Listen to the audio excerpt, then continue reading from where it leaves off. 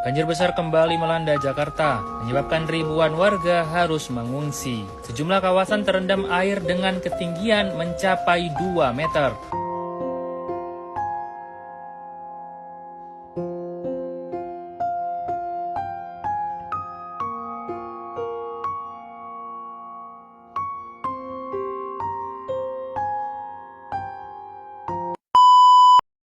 Halo semuanya, kami dari kelompok Wanegaraan R9. Di sini kami akan membahas peran dan kontribusi mahasiswa dalam upaya penanggulangan bencana banjir, khususnya pada tahap mitigasi bencana dan juga tanggap darurat bencana. Indonesia adalah negara yang paling sering terjadi bencana alam. Yang paling sering terjadi ialah bencana banjir. Hampir setiap tahun, bencana banjir melanda berbagai wilayah di Indonesia, menyebabkan kerugian yang begitu besar. Sebagai mahasiswa, kita memiliki peran penting dalam upaya penanggulangan bencana, baik pada tahap mitigasi maupun tanggap darurat. Menurut data BNPB, setiap tahun, ratusan kejadian banjir melanda berbagai wilayah di Indonesia, menghancurkan rumah, memutuskan akses jalan, dan memaksa ribuan orang mengungsi. Banjir bukan cuma soal hujan deras, ini masalah yang perlu perhatian lebih.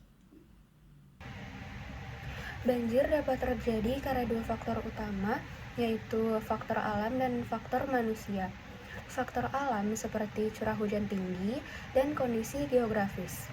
Sedangkan faktor manusia dapat disebabkan dari sampah yang menyumbat di drainase, alih fungsi lahan, dan penebangan hutan. Singkatnya, sebagian besar banjir sebenarnya bisa kita cegah. Pernah nggak sih kalian lihat jalanan tiba-tiba berubah jadi sungai setelah hujan deras? Atau bahkan rumah dan kendaraan terendam banjir? Faktanya, banjir masih menjadi salah satu bencana yang paling sering terjadi di Indonesia. Tapi tahukah kalian bahwa banyak kasus banjir sebenarnya bisa dikurangi resikonya melalui mitigasi yang tepat? Nah, di video ini kita akan membahas bagaimana cara mencegah dan mengurangi dampak banjir agar lingkungan kita menjadi lebih aman. Sebelumnya kita harus tahu dulu nih, apa sih yang dimaksud dengan mitigasi banjir? Jadi mitigasi banjir adalah upaya yang dilakukan untuk mengurangi risiko dan dampak yang ditimbulkan oleh banjir. Ada beberapa langkah yang dapat kita lakukan baik secara individu maupun bersama masyarakat.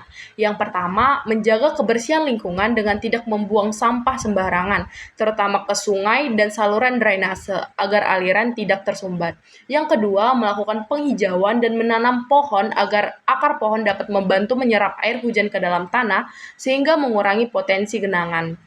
Selain itu, saluran drainase yang udah dibangun perlu dibersihkan dan dirawat secara berkala agar dapat berfungsi dengan baik saat musim hujan. Masyarakat juga perlu meningkatkan kesadaran dan pengetahuan mengenai resiko banjir melalui edukasi dan sosialisasi kebencanaan. Di daerah yang rawan banjir, penting untuk mengetahui jalur evakuasi dan prosedur penyelamatan diri jika sewaktu-waktu terjadi bencana. Sebagai mahasiswa, kita dapat berkontribusi melakukan kegiatan kerja bakti, program penghijauan, edukasi masyarakat, serta ikut dalam kegiatan relawan kebencanaan. Dengan kerjasama dan kepedulian dari semua pihak, risiko banjir dapat dikurangi sehingga lingkungan menjadi lebih aman dan nyaman bagi masyarakat. Bela negara nggak harus pakai senjata, mulai dari jaga lingkungan sekitar, ikut mitigasi bencana alam, dan ikut serta mengedukasi orang di sekitar kita.